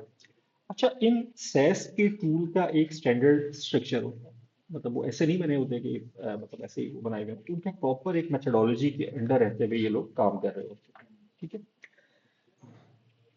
अच्छा, उसके अंदर क्या होता है कि सैस के जो टूल होते हैं उसके अंदर एक तो स्कैनिंग इंजन होता है जिसने बेसिकली आपके कोड को या कोड की फाइल्स को स्कैन करके रीड करके अपने पास लोड करना होता है, ठीक है। फिर एक इंटरफेस होता है जिसके अंदर आपके स्कैन के रिजल्ट्स वगैरह शो किए जाते हैं, ठीक है। उसके बाद एक इसका प्रोसेसिंग इंजन होता है जिसके अंदर पुराने इश्यूज जो पॉसिबल होते हैं उनकी एक समझ ले सिग्नेचर्स पड़े हुए होते हैं, और उसके बाद वो अपडेट भी हो रहे होते हैं। फिर जो आपकी थर्ड पार्टी लाइब्रेरीज यूज हुई होती है उनके बारे में वल्नरेबिलिटीज की डेटाबेस का एक पूरा इसके पास एक रिकॉर्ड होता है कि अच्छा इसमें अगर ये कंपोनेंट यूज हुए हैं तो उसमें कोई फ्लॉ तो नहीं आया हुआ, और ये रूल्स और ये सारी चीजें अपडेट होती रहती हैं, ठीक है। और इट इज क्वाइट पॉसिबल, जो कि होते भी हैं, कि जो नॉर्मल अच्छे कमर्शियल किस्म के सॉफ्टवेयर है वो सास्ट के साथ साथ डायनामिक टेस्टिंग, जो कि मैंने आपको बताया था कि अगले लेक्चर में हम डिस्कस करेंगे, क्योंकि सॉफ्टवेयर को रन करके उसके अंदर वाले फ्लॉज को चेक करने की कैपेबिलिटीज भी इसके अंदर ऐड होती हैं, ठीक है। कुछ ऐसे होते हैं कि जो आपको ऑन प्रेमिसेस मिल रहे होते हैं। ऑन प्रेमिसेस से मुराद ये है कि वो आपको सॉफ्टवेयर मिल जाता है, आप उसको अपने पास अपने सर्वर के ऊपर इंस्टॉल करते हो, और इंस्टॉल करने के बाद उसको रन करके उसको यूज कर रहे होते हो। और बहुत सी जो एक्चुअल ऑफरिंग आपको मिलेंगी, जो पिछले वाले भी टूल मैंने आपको लिस्ट दिखाई थी, वो सारे के सारे आपके उसमें से HCL ऐप स्कैन और पोर्टी एनालाइजर वगैरह को छोड़ के बाकी नॉर्मली आपको क्लाउड बेस्ड सर्विसेज ही दे रहे होते हैं। तो उनका मकसद ये होता है कि आप हमारे पास अकाउंट बनाएं, उसकी पेमेंट करें, और देन अपनी एक प्राइवेट रिपोजिटरी के ऊपर गिटहब वगैरह तक ही अपलोड कर दें, और वहां से हमारे टूल लिंक हो जाएंगे, और वो आपके उस कोड को जो कि प्राइवेट रिपोजिटरी के तौर पे गिटहब वगैरह या किसी और सॉफ्टवेयर में पड़ा हुआ है, उसको वो वहां से वेरीफाई करके आपको उसके रिजल्ट्स बता देंगे। तो ऑन प्रेमिसेस भी होते हैं और ऑन क्लाउड भी होते हैं, ठीक। अच्छा, कुछ ओपन सोर्स होते हैं, कुछ प्रोप्राइटरी होते हैं, ठीक है। और जो प्रोप्राइटरी होते हैं वो अच्छे खासे $1 million तक भी आपको चार्ज कर रहे होते हैं।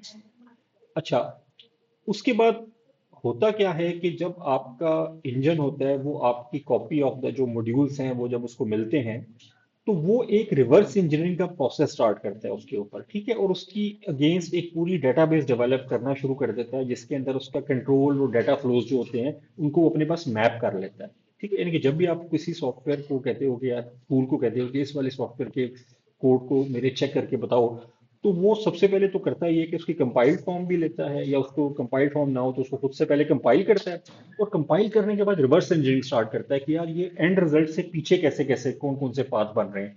तो स्टार्ट से लेके एंड तक के वो पूरे पाथ आइडेंटिफाई कर लेता है, रिवर्स में भी और फॉरवर्ड में भी, दोनों एस्पेक्ट्स में, ठीक है।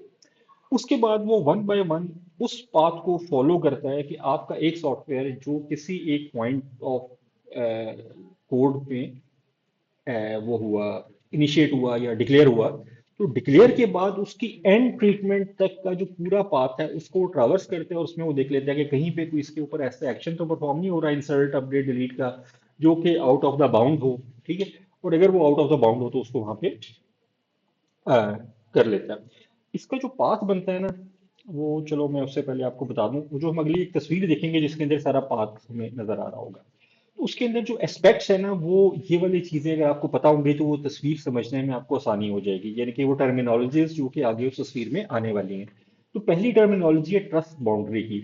ये आपका एक सिक्योरिटी पैरामीटर है कि यार आपका जो सॉफ्टवेयर है उसकी ट्रस्ट बाउंड्री कहाँ से स्टार्ट होती है, कहाँ पे एंड होती है। उस बाउंड्री के स्टार्ट होने से पहले वाली जो भी चीजें हैं वो आपके सॉफ्टवेयर के लिए अनट्रस्टेड सोर्सेज हैं।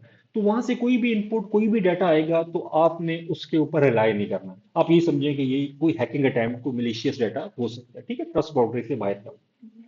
अच्छा, और उसके बाद सोर्स है। सोर्स वो सारे पॉइंट ऑफ डाटा हैं जहां से आपके किसी वेरिएबल को कोई ना कोई वैल्यू मिलती है, ठीक है। तो वो सारे सोर्सेस कहलाएंगे कि जैसे अगर कोई यूजर इनपुट दे रहा है तो वो सोर्स हो सकता है, कोई एक सॉफ्टवेयर दूसरे सॉफ्टवेयर को इनपुट दे रहा है, कोई एपीआई दूसरे एपीआई को कॉल कर रही है तो वो उसकी सोर्स हो सकती है, वो एंट्री पॉइंट्स हैं। और सिंक आपका वो पॉइंट है जहां पे जाके आपका जो वेरिएबल है या उसका जो डाटा है वो स्टोर हो जाता है या डिस्ट्रॉय हो जाता है। फॉर एग्जाम्पल, आपने यहाँ पे सॉफ्टवेयर की एंट्री की, आप सोर्स हो गए, ठीक है, किसी सॉफ्टवेयर के अंदर, उसको डिफरेंट तरह के प्रोसेसेस डिफरेंट तरह के फंक्शन से वो सॉफ्टवेयर गुजारेगा, ठीक है।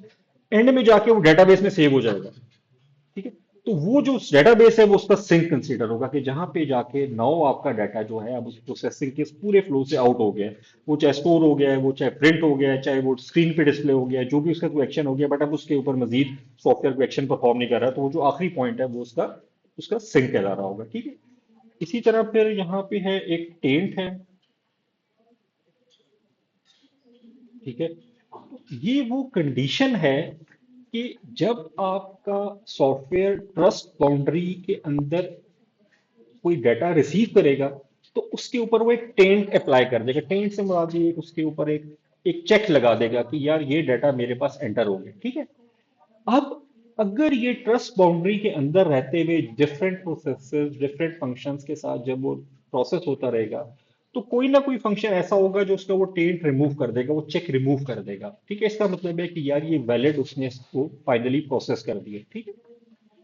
अच्छा, अगर आपका आउटपुट साइड के ऊपर कोई भी ऐसा वेरिएबल या उसका डाटा पहुंचता है जिसके ऊपर स्टिल टेंट का मार्क लगा हुआ है, इट मींस कि इसने कोई रॉन्ग पाथ फॉलो किया है। क्योंकि अगर ये सही पाथ फॉलो करता तो जो भी इंटेंडेड फंक्शन है वो उसका टेंट रिमूव कर देता। फॉर एग्जाम्पल, मैंने कहा टू प्लस, मतलब दो वेरिएबल दिए 2 और 3, और मैंने ऐड का फंक्शन एक्चुअली अपने सॉफ्टवेयर के अंदर परफॉर्म करना था।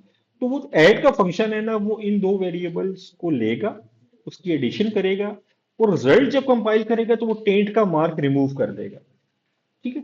टेंट का मार्क रिमूव करने का मतलब ये है कि यार ये जो दो वेरिएबल्स थे, इनका जो मैंने डाटा लेना था वो मैंने प्रोसेस कर दिया, मेरा काम खत्म हो गया। अब जब ये पहले वाले दो वेरिएबल हैं ये एंड में पहुंचेंगे, ठीक है, तो इनके ऊपर से टेंट का मार्क रिमूव हुआ होगा कि यार एक फंक्शन जो इंटेंडेड था इस कैलकुलेटर का, उसने इन दोनों सॉफ्टवेयर का डाटा ले लिया। अब इन दो वेरिएबल्स की कोई जरूरत नहीं रही, तो इनके ऊपर से वो टेंट मार्क रिमूव कर दो, ठीक है। अब जब ये प्रोग्राम खत्म होगा, ये एंड में पहुंचेंगे, इनके ऊपर टेंट मार्क नहीं लगा हुआ होगा, तो ये कंसीडर हो जाएगा कि ठीक है यार ये सही एक्चुअल पाथ से गुजर गया है।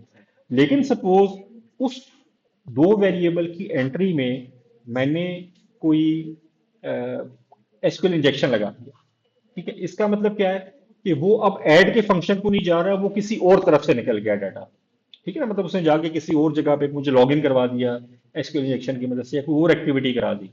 तो अब अगर मैंने उसको बाईपास किया है थ्रू एसक्यूएल इंजेक्शन उन दोनों में से किसी एक वेरिएबल को, तो ऑटोमेटिकली ये ऐड के फंक्शन में नहीं गया। और चूंकि ऐड के फंक्शन में नहीं गया तो इस वेरिएबल का जो टेंट मार्क है वो रिमूव नहीं हुआ। तो ये कहीं और से कोई अथराइजेशन वाले काम में चला गया ये वो।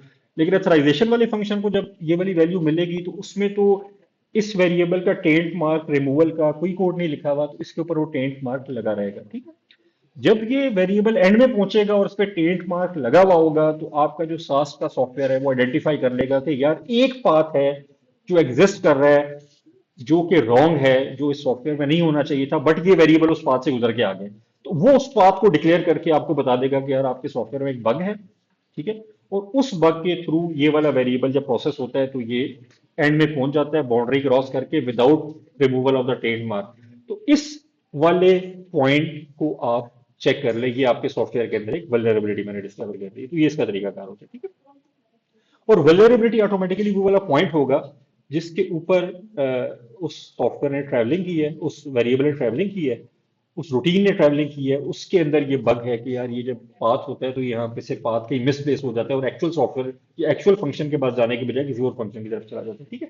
और प्रोपेगेशन वाली वही वाली बात है कि यार वो जो आपका टेंट है वो आपका जो एक्चुअल इंटेंडेड फंक्शन होगा जिसने उसको हैंडल करना है वो टेंट रिमूवल करेगा।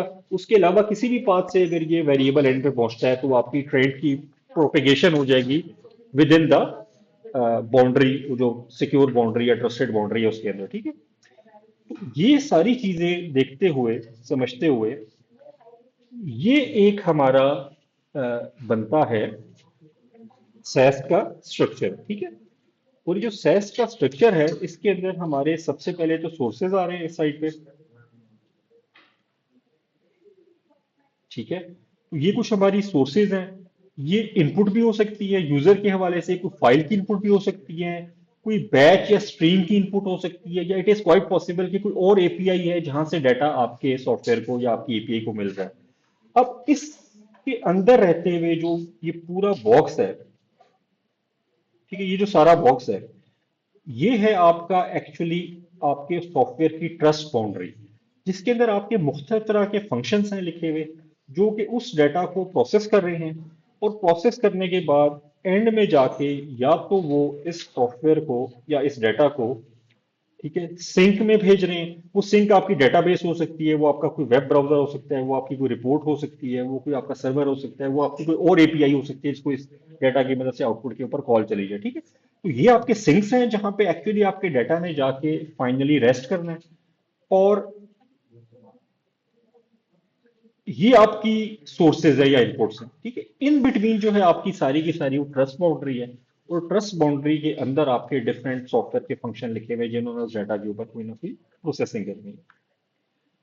तो यहाँ पे इसी फंक्शन को अब हम यहाँ से देखें, ये देखो एक यूजर इनपुट आई, ये चूंकि अंदर आई तो इस पे वो टेंट लग गया। अब ये जो यहाँ पे ये पॉइंट नजर आ रहा है, ये उसने टेंट लगा दिया कि यार ये एक बाहर से इनपुट आई है मेरी इस सिक्योर बाउंड्री के अंदर, तो इसको मैंने एक मार्क लगा दिया कि यार ये एक्सटर्नल इनपुट है। ये यहाँ से इस फंक्शन पे आई, इस फंक्शन पे आई, इस फंक्शन पे आई। तो इस फंक्शन ने फॉर एग्जाम्पल, सॉरी पहले हम इस वाले को देख लेते हैं कि यहाँ से इनपुट आई, ये कोई फाइल थी या इनपुट थी, इसको इस फंक्शन में प्रोसेस किया, इस फंक्शन में प्रोसेस किया, फाइनली ये वो जगह थी जहां पे इस वेरिएबल का काम खत्म हो गया। तो इस वाले फंक्शन ने वो टेंट को रिमूव कर दिया। अब देखिए, अब ये जो डाटा है ये आगे जा रहा है, ये विदाउट टेंट मार्क जा रहा है, ठीक है। और यहां से होते हुए जब ये बाहर निकला तो इसके ऊपर चूंकि टेंट का मार्क रिमूव हुआ था, तो इसने कहा ओके फाइन, ये बिल्कुल ठीक पाथ से गुजर के आया। इसी के अगेंस्ट फॉर एग्जाम्पल ये वाली जो इनपुट थी, इसने कोई गलत पाथ ट्रैवर्स किया, इसको बेसिकली यहां से यहां जाना चाहिए था और यहां जाके इसका टेंट मार्क रिमूव होता।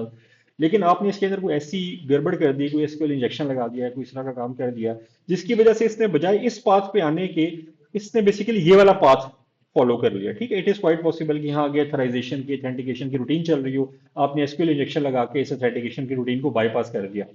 अब चूंकि इस ऑथेंटिकेशन की रूटीन में कहीं पे भी इस वेरिएबल के अगेंस्ट टेंट रिमूवल का कोई कोड नहीं लिखा हुआ, तो अब जब ये यहां से खत्म होने के बाद जब ये आउटपुट में पहुंचेगा तो इसके ऊपर टेंट का मार्क लगा हुआ होगा। क्योंकि टेंट का मार्क लगा हुआ होगा तो ऑटोमेटिकली आइडेंटिफाई हो जाएगा कि आपके सॉफ्टवेयर के अंदर कोई बग, कोई इशू निकला है, ठीक है। और वो फिर उसकी कोई टाइप आइडेंटिफाई हो जाएगी कि फॉर एग्जाम्पल ये आपका यहाँ पे एसक्यूएल का एक इंजेक्शन का अटैक पॉसिबल हो रहा है, ठीक है। इसी तरह से कोई और होगा तो वो भी इसी तरह का रॉन्ग पाथ फॉलो कर रहा है और ड्यूरिंग दिस पाथ उसका टेंट रिमूव नहीं हो रहा, तो वो भी किसी वल्नरेबिलिटी की फॉर्म में कंसीडर हो जाएगा सॉफ्टवेयर के थ्रू। तो जो आपके सास के टूल है वो इस तरह से काम करते हैं कि वो पहले आपके रिवर्स इंजीनियरिंग करके सारे सॉफ्टवेयर के पाथ को आइडेंटिफाई कर लेते हैं, फिर उन सॉफ्टवेयर के इनपुट्स को उन पाथ से गुजारते हैं, और ड्यूरिंग एग्जीक्यूशन अगर तो सही पाथ पे गए हो तो उसका टेंट रिमूव हो जाएगा उस डाटा का। तो वो जब एंड में पहुंचेगा सिंक के पास, तो अगर उसका टेंट रिमूव हुआ है तो वो वैलिड कंसीडर होगा। अगर उसका टेंट रिमूव हुए बगैर कोई डाटा सिंक के पास पहुंच गया तो इट मींस के उसने जो पाथ पिछला पूरा ट्रैवल किया है वो एक मिलिशियस पाथ है, उसको ये software as a bug identify करके आपको आउटपुट दे देगी, ठीक है। अच्छा, इसके लिए कुछ पॉलिसीज डिफाइन की जाती हैं। अब ये पॉलिसी किससे डिफाइन करनी है, ये आपके सिक्योरिटी इंजीनियर और डेवलपर का जो हेड होगा उसने मिलकर करनी है, ठीक है। उसमें क्या एग्जांपल हो सकती है उन पॉलिसीज की? वो पॉलिसीज की एग्जांपल ये हो सकती है कि फॉर एग्जांपल आपका जब कंप्लीट होता है एक साइकिल, तो आप कह सकते हैं कि अगर आपके इस स्कैन में कोई हाई या मीडियम लेवल की वल्नरेबिलिटी फाउंड होती है तो ये फेल कंसीडर होगा टेस्ट। आपको पता है ना, टेस्ट की दो ही आउटपुट होती हैं, या पास या फेल। तो अब आपने पॉलिसी भी साथ बनानी है कि यार इस पूरे पाथ के अंदर ये जो भी सॉफ्टवेयर ने टेस्टिंग करके दी है, किस आउटपुट को मैं फेल कंसीडर करूंगा, किस आउटपुट को मैं पास कंसीडर करूंगा, ठीक है। तो फॉर एग्जाम्पल मैं कहता हूं कि अगर तो मीडियम एंड हाई लेवल की वल्नरेबिलिटी है तो मैं इसको टेस्ट को फेल कहूंगा, और अगर मीडियम से लो लेवल की कोई इशू निकलता है तो उसको मैं इस टेस्ट को पास करवा दूंगा। कि फॉर एग्जाम्पल क्या मेरा थ्रेश होल्ड है कि मीडियम से नीचे की वल्नरेबिलिटी एग्जिस्ट होनी चाहिए, से ऊपर की ना हो, तो ये मेरी टेस्ट की कंडीशन बन जाएगी। एक और पॉलिसी आप ये बना सकते हैं कि अगर आपके ये छह मतलब क्रिटिकल, हाई और उससे नीचे वाले में से भी अगर एसक्यूएल इंजेक्शन निकल आता है तो उसको मैं कंसीडर यही करूंगा कि ये टेस्ट फेल हो गया, वरना मैं इनको पास कर दूंगा, ठीक है। तो इन्फॉर्मेशन वल्नरेबिलिटी, इन्फॉर्मेशन डिस्क्लोजर की वल्नरेबिलिटीज होती हैं कि फॉर एग्जांपल आपके सर्वर का वेरिएंट डिस्क्लोज हो गया, इट इज क्वाइट पॉसिबल कि आपको यार वेरिएंट का पता चलने से मुझे कोई इतना फर्क नहीं पड़ता, तो अगर वेरिएंट डिस्क्लोजर का इशू आ रहा है तो इसको तो मैं कह दूंगा कि ये तो काबिल कबूल है। बट अगर आपको नॉर्मल लेवल का, मीडियम से नीचे लेवल का भी एसक्यूएल इंजेक्शन का अटैक अगर होता है तो इसको मैं फेल करूंगा, उसको मैं ऐसे नहीं छोड़ सकता, तो उसको मैं टेस्ट को पास कर दूंगा। तो ये डिपेंड करेगा आपके जो सिक्योरिटी इंजीनियर है और आपका जो स्प्रिंट का हेड होगा, वो दोनों मिलकर, स्प्रिंट की जो टीम है वो मिलकर डिसाइड करेंगे कि किन टेस्ट के आउटपुट को हम पास कंसीडर करेंगे टेस्ट के बाद, और किन टेस्ट के आउटपुट को हम फेल कंसीडर करेंगे। तो जो भी आपने पॉलिसी बनाई होगी उसके अगेंस्ट पे, उस आउटपुट के अगेंस्ट ऑटोमेटिकली मार्क होता चला जाएगा कि आपके ये 10 टेस्ट फेल हो गए और बाकी 50 जो टेस्ट है वो पास हो गए, ठीक है। अच्छा, उसके बाद ये सारे काम करने के बाद अब क्या होता है? अब ये होता है कि जब आप इस सारे काम को स्क्रम की टीम के अंदर इम्प्लीमेंट करवा देंगे, ठीक है, तो अब जो आपका सिक्योरिटी वाला जो पर्सन है ना, उसका रोल इसी तरह से रह जाएगा कि जैसे एक इसमें जो एग्जांपल दी हुई है वो एक दी हुई है, वो जो शेफर्ड होता है कि जिसने भेड़ें पाली होती हैं, ठीक है।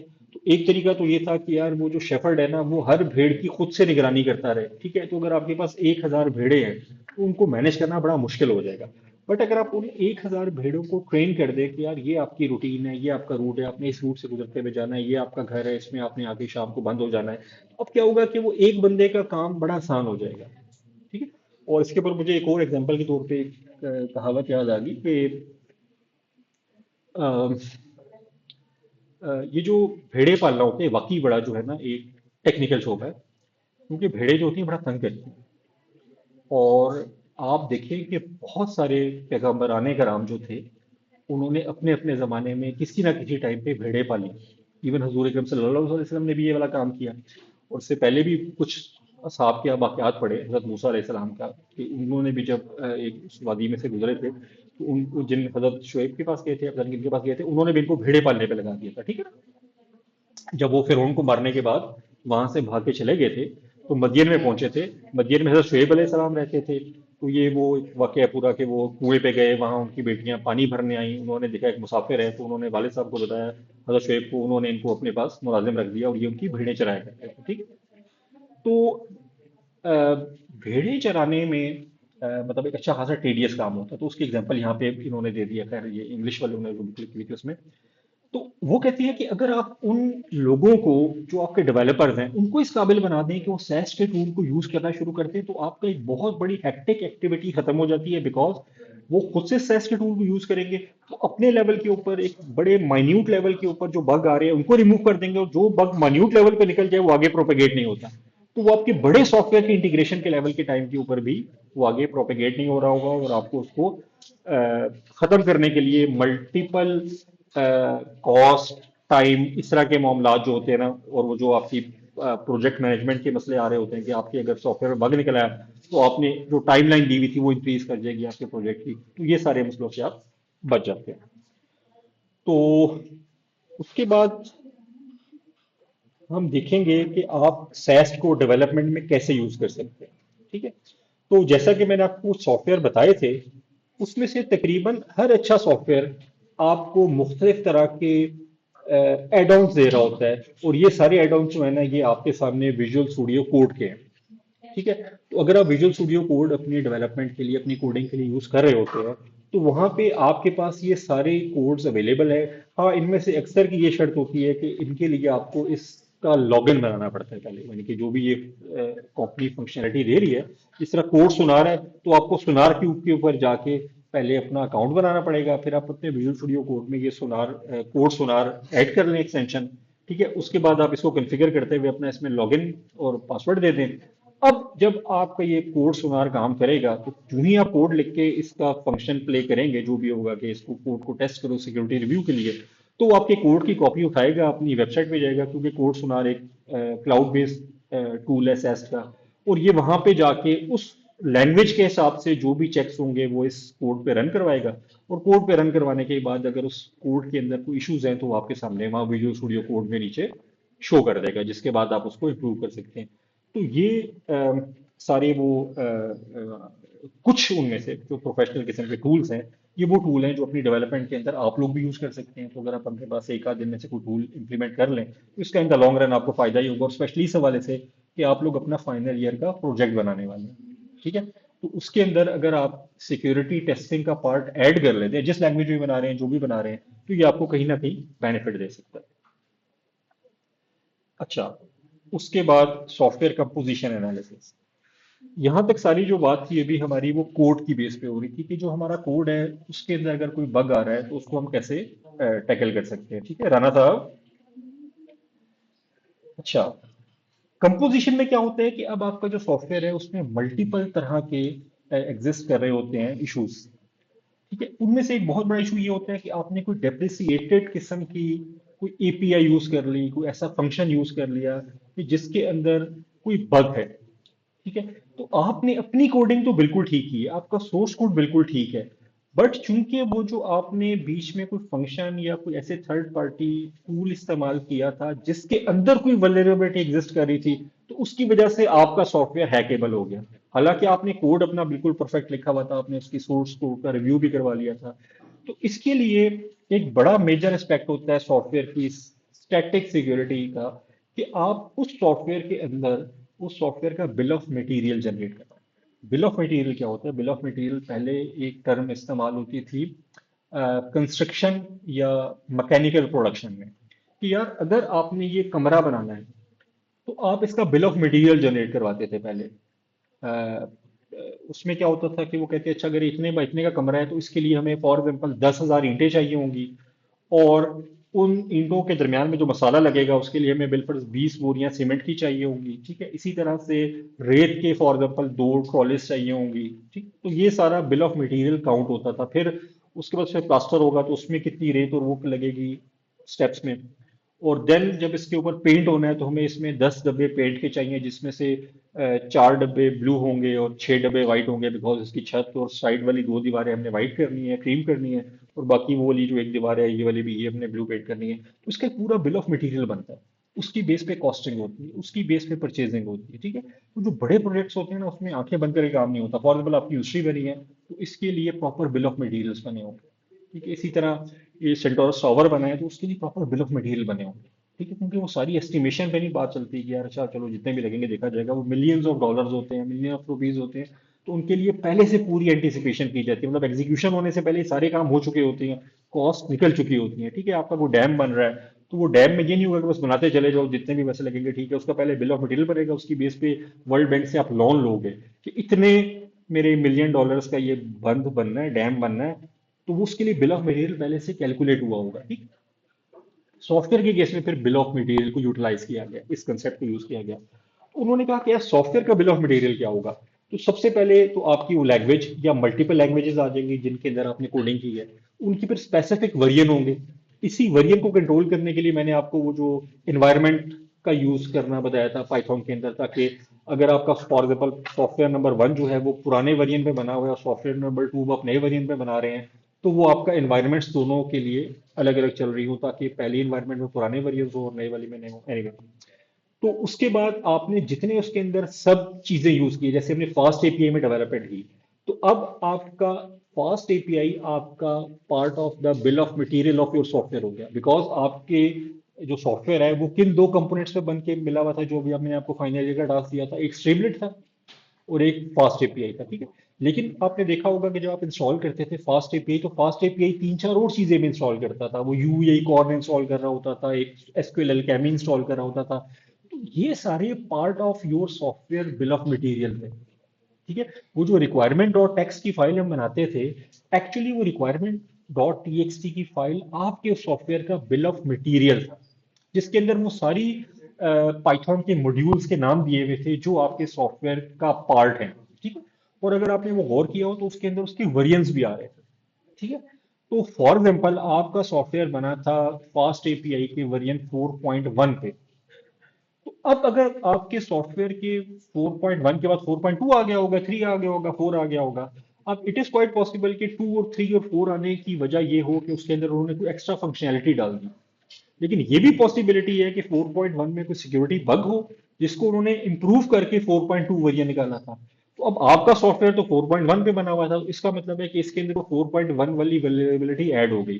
तो बिल ऑफ मटेरियल मेंटेन करने से, या सॉफ्टवेयर कंपोजिशन एनालिसिस बेसिकली इसका दूसरा का नाम है, कि आपका सॉफ्टवेयर की कंपोजिशन देखी जाती है कि किन किन मॉड्यूल्स के ऊपर मिलकर ये सॉफ्टवेयर बना हुआ है, उसकी कंपोजिशन होगी ना वो। तो सॉफ्टवेयर कंपोजिशन एनालिसिस से फिर आप ये आइडेंटिफाई कर लेते हो कि क्या इसके अंदर कोई वल्नरेबल किस्म का कंपोनेंट तो नहीं इस्तेमाल हुआ हुआ, और अगर हुआ हुआ है तो उसका आपके सॉफ्टवेयर पे क्या इम्पैक्ट आ सकता है, ठीक है। और अगर वो इम्पैक्ट आ रहा है तो फिर आप इसको अपग्रेड कैसे कर सकते हैं, ठीक है।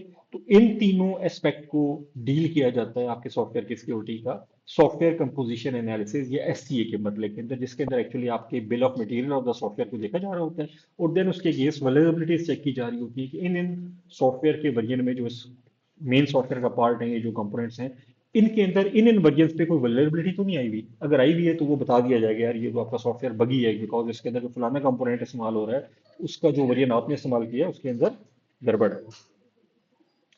ठीक है, यहां तक आप लोगों का कोई सवाल है? इसको तो हो गया।